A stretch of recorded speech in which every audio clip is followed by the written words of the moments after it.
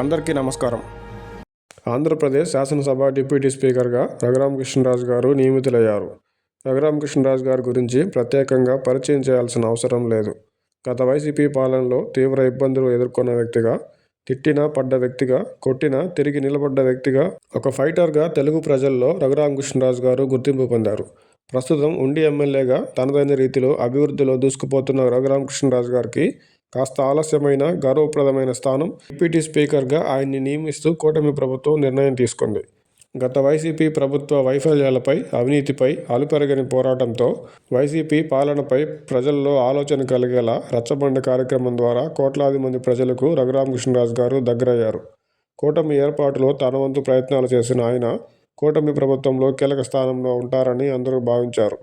అయితే అందరూ అనుకున్నట్టు మంత్రిగానో లేక స్పీకర్గానో చేయలేదు. కానీ మరో గౌరవప్రదమైన స్థానం డిప్యూటీ స్పీకర్గా రఘురామకృష్ణరాజు గారిని నియమించారు.